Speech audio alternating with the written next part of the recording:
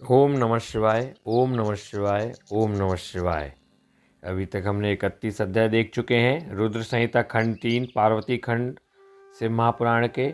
अब है 32वां अध्याय वशिष्ठ मुनि का उपदेश। ब्रह्मा जी बोले, हे नारद, हिमालय के कहे वचनों को सुनकर महर्षि वशिष्ठ बोले, हे शैलराज, भगवान शंकर इस संपूर्ण जगत के पिता है और देवी पार्वती इस जगत की जननी है। शास्त्रों की जानकारी रखने वाला उत्तम मनुष्य वेदों में बताए गए 3 प्रकार के वचनों को जानता है। पहला वचन सुनते ही बड़ा प्रिय लगता है, परंतु वास्तविकता में वह असत्य व अहितकारी होता है। इस प्रकार का कथन हमारा शत्रु ही कह सकता है। दूसरा वचन सुनने में अच्छा नहीं लगता, परंतु उसका परिणाम सुखकारी होता है। तीसरा वचन सुनने में अमृत के समान लगता है तथा वह परिणामतः हित करने वाला होता है। इस प्रकार नीति शास्त्र में किसी बात को कहने के 3 प्रकार बताए गए हैं।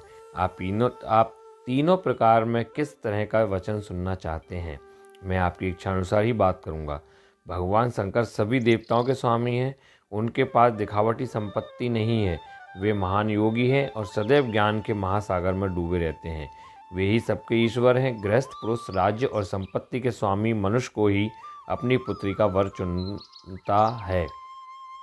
ऐसा न करके यदि वह किसी दीनहीन को अपनी कन्याएं ब्याह दे तो उसे कन्या के वध का पाप लगता है। शैलराज, आप शिव स्वरूप को जानते ही नहीं हैं। धनपति कुबेर आपका सेवक है। कुबेर को यहाँ धन की कौन सी कमी है, जो स्वयं सारे संसार की उत्पत्ति, पालन और संहार करते हैं। उन्हें भोजन की भला क्या कमी हो सकती है। ब्रह्मा, विष्णु और रुद्रदेव सभी भगवान शिव का ही रूप है। शिव जी से प्रकट हुई प्रकृति अपने अंश से 3 प्रकार की मूर्तियों को धारण करती है। उन्होंने मुख से सरस्वती, वक्ष स्थल से लक्ष्मी एवं अपने तेज से पार्वती को प्रकट किया है। भला उन्हें दुख कैसे हो सकता है। तुम्हारी कन्या तो कल्प कल्प में उनकी पत्नी होती रही है एवं होती रहेगी। अपनी कन्या सदाशिव को अर्पण कर दो। तुम्हारी कन्या के तपस्या करते समय देवताओं की प्रार्थना पर सदाशिव तुम्हारी कन्या के समीप पहुंचकर उन्हें उनका मनोवांछित वर प्रदान कर चुके हैं। तुम्हारी पुत्री पार्वती के कहे अनुसार शिवजी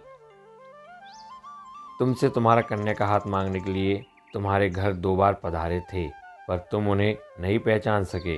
वे नटराज और ब्राह्मण वेशधारी शिव ही थे जो तुम्हारी कन्या का हाथ मांगने आए थे, पर तुमने मना कर दिया। यह तुम्हारा दुर्भाग्य नहीं है तो क्या है। अब यदि तुमने प्रेम से शिवजी को अपनी कन्या का दान न किया तो भगवान शंकर बलपूर्वक ही तुम्हारी कन्या से विवाह कर लेंगे। शैलेंद्र, यह बात अगर आप ठीक से नहीं समझेंगे तो आपका अस्तित्व ही समाप्त हो जाएगा। आपको शायद ज्ञात नहीं है कि पूर्व में देवी शिवा ने ही प्रजापति दक्ष की पत्नी के गर्भ से जन्म लिया था और सती के नाम से प्रसिद्ध हुई थी।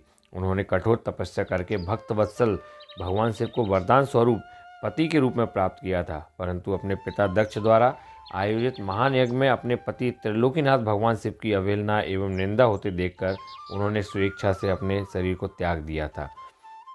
वही साक्षात जगदम्बा इस समय आपकी पत्नी मैना के गर्भ से प्रकट हुई है और कल्याणमयी भगवान शिव को जन्म जन्मांतर की भांति पति रूप में पाना चाहती है।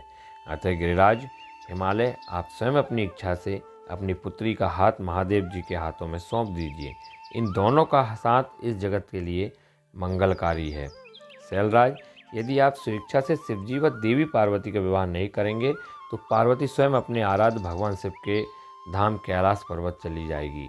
आपकी प्रिय पुत्री पार्वती की इच्छा का सम्मान करते हुए ही भगवान शिव स्वयं आपसे पार्वती का हाथ मांगने के लिए वेश बदलकर आपके घर आए थे, परंतु आपने उनको नहीं पहचाना और अपनी कन्या देने से इनकार कर दिया। आपके शिखर पर तपस्या के लिए पधारे भगवान शिव की देवी पार्वती ने जब सेवा की थी तो आप भी उनके इस निर्णय में उनके साथ थे।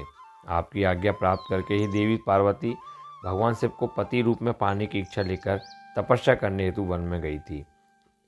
उनके इस प्राण और कार्य को आपने सराहा था। फिर आज ऐसा क्या हो गया कि आप अपने ही वचनों से पीछे हट रहे हैं। भगवान शिव ने देवताओं की प्रार्थना स्वीकार करके हम सप्त ऋषियों को और देवी अरुंधति को आपके पास भेजा है। इसलिए हम आपको यह समझाने आए हैं कि आप पार्वती जी का हाथ भगवान शिव के हाथों में दे दें। ऐसा करके आपको बहुत आनंद मिलेगा। भगवान शिव ने तपस्या के पश्चात प्रसन्न होकर देवी पार्वती को यह वरदान दिया है कि वे उनकी पत्नी हों। भगवान शिव परमेश्वर हैं।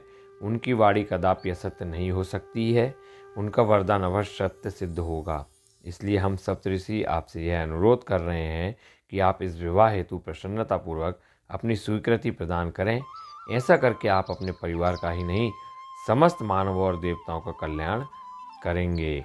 तो ये 32वां अध्याय था, जिसमें वशिष्ठ मुनि उपदेश देते हैं हिमालय को अपनी पुत्री पार्वती से शिव का विवाह कराने के लिए।